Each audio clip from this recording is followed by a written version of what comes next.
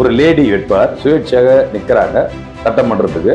அவங்க வாங்கின ஓட்டு 0. அவங்க வீட்டு உறுப்பினர்களோட எண்ணிக்கை 23 பேர். இந்த அம்மாவுக்கு ஒரு சுயேட்சை உறுப்பினர் இவங்க ஓட்டு கூட இவங்க வந்திருக்காரு 0ன்னு வந்திருக்கு. அப்போ எந்த அளவுக்கு தில்லு முள்ளு நடக்குதுன்றது அப்படின்றதுக்காகத்தான் இப்ப இந்த எஸ்ஐஆர் மிக வேகமாக திணிக்கிறார். கவுந்தரிசி படத்துல தமிழக மக்கள் ஒன்றும் அவ்வளவு ஏமாளி கிடையாது. பிஜேபி எந்த காலத்துல தமிழகத்தை பொறுத்தவரை தென் மாநிலங்களே உங்களால் காலே ஊன்ற முடியாது என்பதை எங்களால் திட்டவட்டமாக சொல்றோம். இந்த சின்னதுதான் ஓட்டு போட்டேன்ற அடையாளம் ஆதாரம் எனக்கு வேணும். அதற்காக தான் விவிபேட் வந்து கொண்டு வந்தாங்க. அதுவும் வந்து நீங்க நம்பல அப்படின்னா இந்த 20 வருட காலம் இல்லாம இப்போ கடுமையாக எதிர்ப்பதற்கான காரணம் 6 கோடி பேர் வாக்களிக்கிறாங்க போது அந்த 6 கோடி கவுண்டிங் தான் வரும். ஆனா 7,50,000 காட்டுது. ஒரு 1.5 கோடி வந்து எக்ஸஸா காட்டுது. அது எப்படி வாக்காளர் 6 கோடி தான் இருக்கும்போது 7.5 கோடி எப்படி போலாகும்? அதற்கடுத்து என்ன ஆப்ஷன்? பழைய மாதிரி நீங்க வாக்குச்சீட்டு கொண்டு வந்தீங்கன்னா அது இப்போ உள்ள நடைமுறையில மக்கள் தொகையில அது சாத்தியமா? நாங்க வெளிப்படைத்தன்மை வேணும்ன்றோம். இரவா வந்து பல பெட்டிகளை தூக்கிட்டு போனதெல்லாம் நம்ம பார்த்துருப்போம் நம்ம காலகட்டத்தில் இல்லையா? எங்களோட நியாயத்தை, எங்களோட உண்மையான தரப்பு நியாயத்தை நீதிமன்றத்தில் நாங்கள் முன்வைப்போம். நீதிமன்ற தரவுகளின் அடிப்படையில் நாங்கள் முடிவு செய்வோம் என்பதை எனக்கு தெரிவித்தது. ஒவ்வொரு பூத்லயும் அங்கங்க நம்ம வச்சு அதை அரேஞ்ச்மெண்ட் பண்ணும்போது டீச்சர்ஸ் தான் பண்றாங்க, கவர்மெண்ட் ஸ்டாஃப்ஸ் தான் பண்றாங்க. அவங்க கூட நம்ம உட்கார்ந்தாதான் நம்மளால கண்காணிக்க முடியும். இல்லைன்னா இந்த பிஜேபி சகிகள் அங்க உள்ளே உட்கார்ந்து திமுகவும் காங்கிரஸோ இல்ல மற்ற கட்சியினரோ எல்லாரும் நீக்கி விட்டு வெறும் பிஜேபி இருக்க மாதிரி செட்டப் பண்ணிடுவாங்க. எலெக்ஷன் கமிஷனர் ஒரு மத்திய அமைச்சரோட காலில் போய் உழுந்து ஆசீர்வாதம் வாங்குற மாதிரி போட்டோ வீடியோ எல்லாம் வரும். அப்ப அவரு போய் எப்படி நேர்மையா இருப்பார்? ஒரு தேர்தல் அதிகாரி ஒரு மத்திய அமைச்சரோட காலில் விழுந்து அந்த வீடியோ வந்திருக்கு, நீங்க பாருங்க. ஸோ அந்த மாதிரி இருக்கும்போது அவர்களால் நியாயமான ஒரு தேர்தல் நடத்த முடியாது.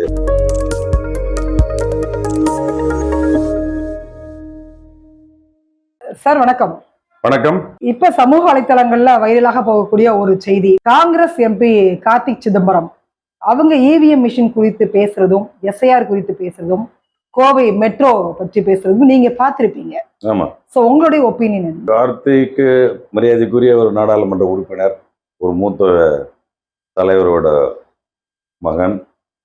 அது மட்டும் இல்லாமல் நீண்ட அரசியல் அனுபவம் மிக்கவர்.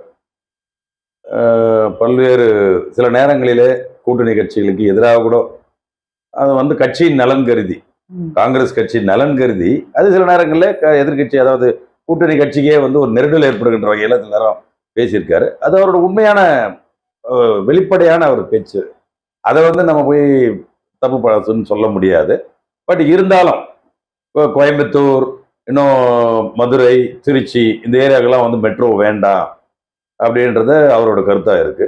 பட் இருந்தாலும் தேவைக்கு ஏற்ப இப்போதான் வந்து சென்னை வந்து மெட்ரோ ரயில்வே ஸ்டேஷன் இதெல்லாம் வந்து நிறைய பண்ணிட்டு இருக்காங்க, நிறைய ஸ்டேஷன்ஸ் கொண்டு வராங்க. ஸோ அடுத்த டெவலப்மெண்ட், அடுத்த இன்ஃப்ராஸ்ட்ரக்சரல் டெவலப்மெண்ட், எப்பவுமே ஒரு நாட்டோட வளர்ச்சின்றது ஒன்று விவசாயத்தில் இருக்கணும், அதே போல இண்டஸ்ட்ரியல் டெவலப்மெண்ட், அப்போதுதான் வேலை வாய்ப்புகள் பெருகும். ஸோ அதே போல மக்களோட பயன்பாட்டு அந்த நெரிசலை தவிர்ப்பதற்காக ரயில்வே ஸ்டேஷன், இந்த மெட்ரோலாம் வந்து ரிக்குவயர்மெண்ட் இருக்கு. ஏன்னா மதுரையெல்லாம் வந்து ஒரு city, business city, Trichy, Coimbatore, அதனால வந்து படிப்படியாக அது தேவை. உடனடியாக ஏன்னால் அந்த அளவுக்கு நிதி சுமையும் இருக்கு மத்திய அரசுக்கும் சரி, மாநில அரசு கையகப்படுத்தி அந்த இடத்தை கொடுப்பதிலும். அதனால வந்து என்னோட பொறுத்தவரை தேவைக்கேற்ப பண்ணலாம். அது பிறகு முதல்ல இது இந்த செக்டார் முடிஞ்சோன்னா அடுத்த செக்டார் பண்ணலாம். அது ஒரு தனிப்பட்ட கருத்தா இருக்கலாம், தேவையில்லை. ஏன்னா அவருக்கு என்ன நினைச்சாங்கன்னா ஓரளவு அது ஃபெயிலியர் ஆகக்கூடிய ஒரு வாய்ப்பு இருக்கலாம் அப்படின்ற ஒரு கண்ணோட்டம். இன்னொன்று எஸ்ஐஆர் சொல்லிச்சதை பொறுத்தவரை இளம் தலைவர் ராகுல் காந்தி மிக தெளிவாக பீகார் தேர்தலில் ஒரு முடிவை மக்கள் அறிவிக்கவில்லை, ஆனால் நிர்பந்திக்கப்பட்டார்கள். எப்படின்னா ஓட்சோரி, வாக்கு திருடர்கள். ஏன்னா அதுக்கு ஒரு உதாரணம் சொல்றேன். ஒரு சுயேட்சையா ஒரு வேட்பாளர் நிற்கிறார், ஒரு லேடி வேட்பாளர் சுயேட்சையாக நிற்கிறாங்க சட்டமன்றத்துக்கு.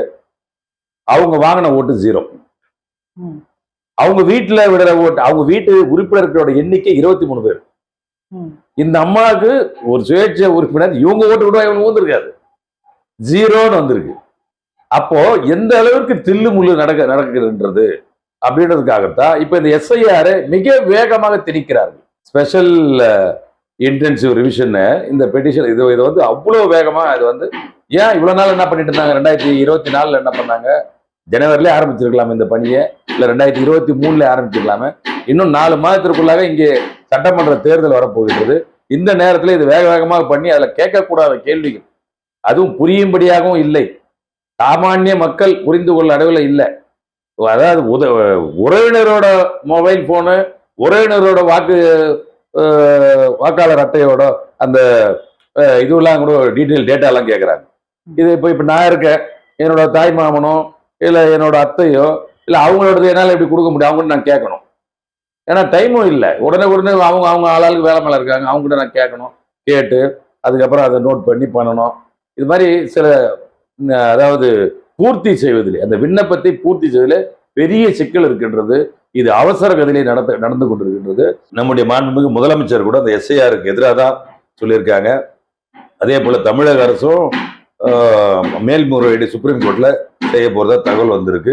ஏற்கனவே திரு வைகோ அவர்கள் சுப்ரீம் கோர்ட் அணுகியிருக்காருன்ற மாதிரி தகவல்கள் வருகின்றது. அதனால இதுக்கு ஒரு நல்ல ஒரு நிரந்தர தீர்வு காணாமல் இதை அவசர கதியில் செய்தால் நிறைய வாக்காளர்கள் வேண்டுமென்றே விடுவிக்கப்படுவார்கள். அதுக்கப்புறம் வேண்டுமென்றே பாரதிய ஜனதா கட்சிக்காக இருக்கிற ஆளுங்கெல்லாம் உள்ள சேர்த்து திருப்பி இங்க பீகார்ல ஓட்டு திருடி எப்படி ஜெயிச்சாங்களோ அதே மாதிரி தமிழ்நாட்டிலும் நடக்க வைக்கணும்னு பாக்குறாங்க. நான் இவங்க நினைச்சாலும் நடக்காது. நீங்க கவுந்தடிச்சு படத்தெல்லாம் தமிழக மக்கள் ஒன்றும் அவ்வளவு ஏமாளி கிடையாது. பிஜேபி எந்த காலத்துல தமிழகத்தை பொறுத்தவரை தென் மாநிலங்களே உங்களால் காலே ஊன்ற முடியாது என்பதை எங்களால் திட்டவட்டமாக சொல்ல முடியும். இவிஎம் மிஷின் பற்றி நீங்க குற்றச்சாட்டு முன்வைக்கிறீங்க. 1984 தான் இந்த இவிஎம் மிஷின் அதுக்கு தடை போடுறாங்க உச்சநீதிமன்றம். இது பல நாடுகள்ல ஃபெயிலியர் ஆனது. இன்னும் பல நாடுகள்ல இது ரன்னிங்ல இருக்குது. இந்த மிஷின் ரன்னிங்ல இருக்குது. பட் 1989ல ராஜீவ்காந்தி அரசு வந்தது பிறகு 1951 சட்ட திருத்தத்தின்படி அதுல சில மாற்றங்கள் கொண்டு அனுமதி கொடுக்குது உங்களுடைய அரசு தான். காங்கிரஸ் அரசு தான் அனுமதி கொடுக்குறாங்க. கிட்டத்தட்ட பாத்தீங்கன்னா 2001 தான் தமிழகத்துல இவிஎம் மிஷின் நடைமுறைக்கு வருது. 23-24 வருடங்கள் ஆகிவிட்டன அதற்கு பிறகு மக்களவை தேர்தல், சட்டமன்ற தேர்தல் எல்லாத்துலயுமே இவிஎம் மிஷின் வருது. நீங்களும் தேர்தல போட்டிட்டு இருக்கீங்க, வெற்றி பெற்றுக்கிறீங்க. இந்த மாதிரி சூழல்ல கடுமையான ஒரு குற்றச்சாட்டை காங்கிரஸ் எப்படி கொண்டு வர முடியும், எப்படி வைக்க முடியும்? இல்ல, அதாவது என்னன்னா அரசாங்கத்தின் மூலமாக அந்த பில்ஸ் பார்லிமெண்ட்ல பாஸ் பண்றாங்க. நிறைய பில்ஸ் பண்ணுவாங்க. அதாவது தேவையான மக்கள் நலன் திட்டத்திற்காக பண்ணுவாங்க. ஆனா எல்லாத்தையும் அதை செயல்படுத்தணும் அப்படின்றதும் கிடையாது. அதுல ஓரளவுக்கு எவ்வளவு முடியுமோ அதை செயல்படுத்தலாம். இன்னொன்னு, அதை செயல்படுத்தும் போது சில நிர்வாக சிக்கல் இல்ல அதுல ஏதாவது தவறுதல் சுட்டிக்காட்டப்பட்டால் அதை திரும்ப பெறுவாங்க. அந்த நடைமுறை இருக்கின்றது. இந்த இவிஎம் முதல்ல இந்த உலகத்திற்கு அறிமுகப்படுத்தது யார்? அமெரிக்கா தான் முதல்ல இந்த இவிஎம் மிஷினே கொண்டு வராங்க, எலக்ட்ரானிக் ஓட்டிங் மிஷின். ஆனால் ஒரு கட்டத்திற்கு அப்புறம் அதுல தில்லுமுள்ளுகள் நடக்க வாய்ப்பு இருக்கின்றது.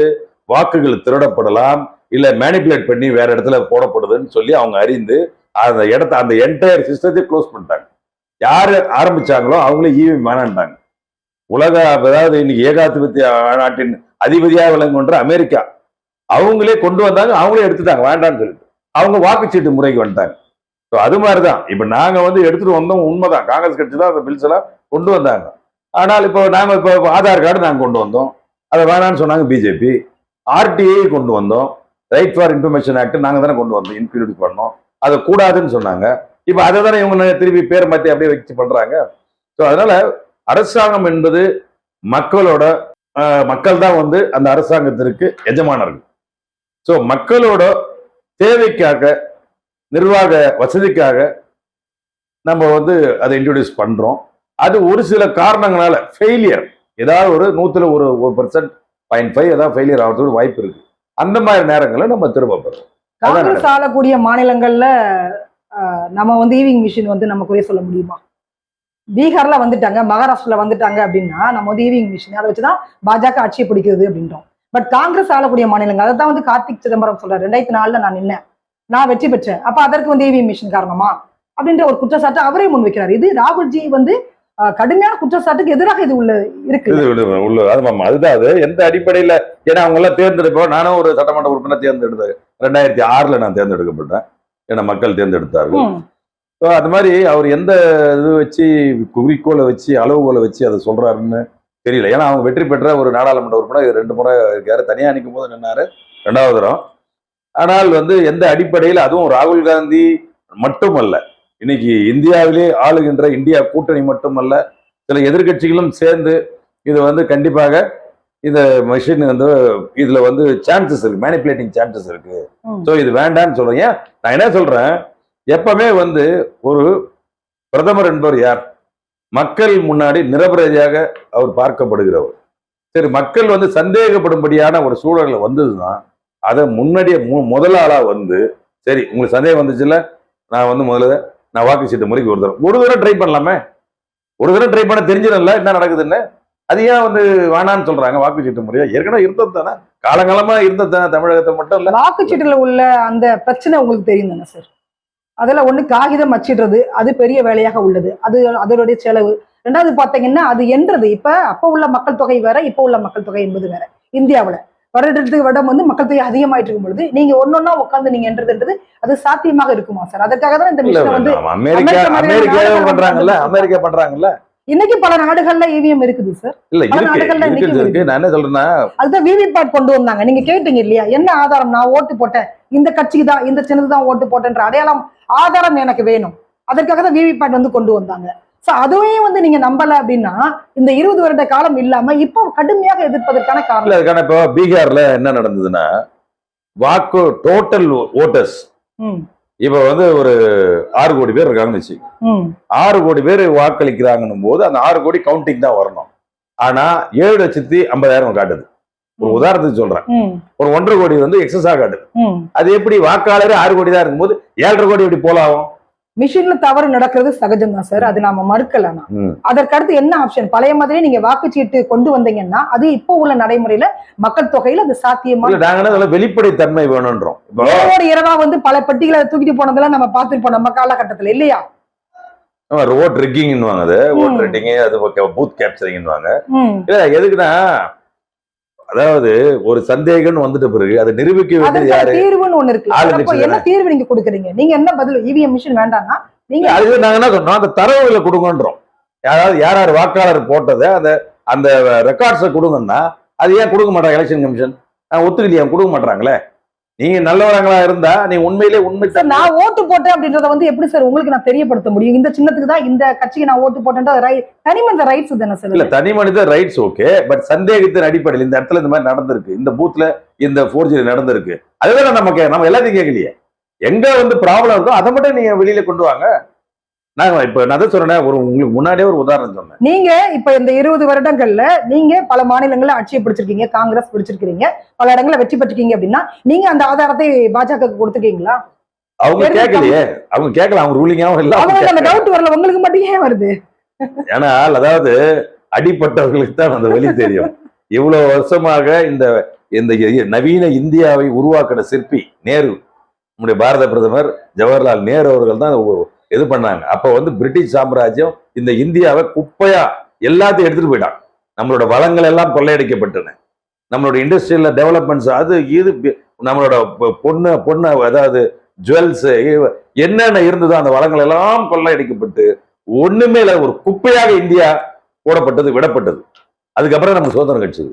அந்த சுதந்திர இந்தியாவை நவீன சிற்பியாக இன்றளவுக்கு ஒரு கட்டமைத்து இன்னைக்கு அது மேல வந்து அந்த பேஸ்மெண்ட்டை முதல்ல உருவாக்குனது ஜவஹர்லால் நேரு அவர்கள் தான். இது யாராலுமே மறுக்க முடியாது. காங்கிரஸ் கட்சியை வந்து அந்த மாதிரி அந்த அளவு கட்டமைப்பை உருவாக்கணும் காங்கிரஸ்காரங்க. ஆனால் இன்னைக்கு சந்தர்ப்பங்கள் ஒரு 10-14 வருஷமா இவங்க வந்து இப்ப பிஜேபி வந்து மக்கள் கிட்ட பொய்யான வாக்குறுதி 2 கோடி பேர் தரனாங்க, 2 கோடி பேர் வேலை வாய்ப்பு தரனாங்க. அப்புறம் பார்த்தா நீங்க போய் போண்டா சுடுங்க, பஜ்ஜி சுடுங்க, அதுவும் வேலை தானே அப்படின்னு சொன்னாங்க. அப்போ ஒரு டிகிரி படிச்சவன் போண்டா பஜ்ஜி சுடுறது, அவன் ஏன் போய் டிகிரி படிக்கணும்? நேரம் போண்டா பஜ்ஜி கடையை வச்சுட்டு போலாமே. இந்த மாதிரி எல்லாம் வந்து பொய்யான வாக்குறுதிகள். அதுக்கப்புறம் 15 லட்சம் ரூபாய் தரேன்னு சொன்னது, இந்த மாதிரி வாக்குறுதிகளை அள்ளி வீசி செயல்படுத்த முடியாத வாக்குறுதிகள் எல்லாம் சொல்லி மக்களை ஏமாற்றி ஒரு பாசிச பிஜேபி, அதுவும் வந்து ஜாதி வெறி கொண்டு ஒரு இந்து, முஸ்லிம், கிறிஸ்துவர்கள் இன்றைக்கு இந்தியாவில் ஒன்றாக இருக்கின்ற அந்த சூழ்நிலையில அவங்களுக்குள்ள ஒரு பிளவை ஏற்படுத்தி ஒரு சமூக ரீதியான ஒரு பெரிய ஒரு அதாவது ஒரு பெரிய ஒரு கலவரத்தை உண்டாக்கி அதன் மூலம் வெறும் இந்துக்களுக்கும் முஸ்லிம்களுக்கும், இந்துக்களுக்கும் கிறிஸ்துவர்களுக்கும், இந்துக்களுக்கும் மற்ற சமுதாயத்தினருக்கும் ஒரு பகையை உருவாக்கி இவர்கள் அதில் குளிர்காய நினைக்கின்றார்கள். ஆனால் கண்டிப்பாக அது எடுபடாது. அது வந்து என்றைக்கும் வந்து அவருடைய எண்ணம் ஈடேறாது. இப்போ கூட நாங்க தோக்கலாம், ஆனால் எங்களுக்கும் காலம் வரும், எங்களுக்கும் காலம் வரும். ஏன்னா நாங்களும் வந்து அந்த அளவுக்கு நாங்க ஒன்றும் இது பண்ணல, நாங்களாம் ஆண்ட அந்த அப்ப இத்தனை வருஷம் ஏறத்தாழ 50 வருஷம் மேல ஆண்ட கட்சி இன்னைக்கு வந்து இன்னைக்கு 150வது வருஷத்தை நாங்கள் கொண்டாடுறோம்னா அப்போ எவ்வளவு பழமையான கட்சின்றது பாருங்க. ஸோ அதனால எங்களோட மக்களோட நம்பிக்கையை பெறுவதற்காக நாங்கள் மக்களிடம் கண்டிப்பா நியாயம் கேட்போம். எங்களோட நியாயத்தை, எங்களோட உண்மையான தரப்பு நியாயத்தை நீதிமன்றத்தில் நாங்கள் முன்வைப்போம். நீதிமன்ற தரவுகளின் அடிப்படையில் நாங்கள் முடிவு செய்வோம் என்பதை இந்த நேரத்தில் தெரிவித்துக் கொள்கின்றேன். எஸ்ஐஆர் குறித்து நீங்க பேசி இருந்தீங்க, அது தேவையா தேவையில்லைன்னு நினைக்கிறீங்களா சார்? இல்ல, எஸ்ஐஆர் வந்து தேவைதான், ஆனா இந்த நேரம் தேவையில்லை. இது வந்து ரொம்ப ஒரு கடைசி கட்டம் காலம். இப்போ இன்னைக்கு வந்து தமிழகத்துல 6 மாதங்களுக்கு முன்னாடியே இந்த பணி தொடங்கினதானே அவங்க இப்பதானே ஸ்பீடப் பண்றாங்க. டைமே வந்து இந்த மந்த்ல தானே இதுவே பண்ணாங்க எஸ்ஐஆர். உங்களுக்கு வந்து டிசம்பர் 4க்குள்ள கொடுக்கணும்ன்றாங்க. எல்லாத்தையுமே ஃபைல் பண்ணி நேற்று கூட தலைமை தேர்தல் கமிஷன் அனௌன்ஸ் பண்றாரு. நீங்க வந்து 4ஆம் தேதிக்குள்ள, அதுக்கு மேல நாங்கள் டேட்லாம் எக்ஸ்டெண்ட் பண்ண மாட்டோம். இது வந்து மக்களை வந்து நிர்பந்திக்கிற மாதிரி ஒரு 15 நாள் 1 மாதம் கேப்லேயே பண்ணி ஆகணும்னா இதுல இந்த நடைமுறை சிக்கலை புரிஞ்சிக்கவே மாட்டுறாங்க. மொபைல் நம்பர் தரணும், சைன் பண்ணணும், 2-3 போட்டோ அதில் வைக்கணும். அப்புறம் வந்து தன்னோட தந்தையார், இப்போ நான் இருக்கேன்னா என்னோட தந்தையாரோட அடையாள அட்டையை நான் வைக்கணும். இதெல்லாம் வந்து சில பேர்கிட்ட இருக்கும், இல்லாமல் போகலாம். இதெல்லாம் டைம் வேணும். அதான் நம்ம இது தேவைதான், எஸ்ஐஆர் தேவைதான், நம்ம ரெகுலரைஸ் பண்ணணும்.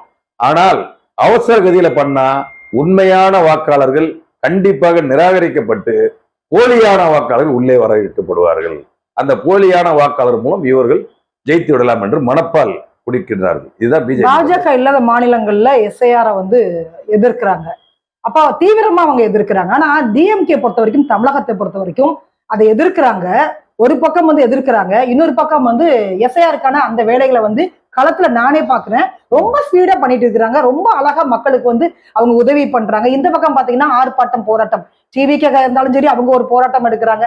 டிஎம்கே கட்சியும் வந்து போராட்டம், கூட்டணி கட்சிகள்லாம் அதுல கலந்துக்கிறாங்க.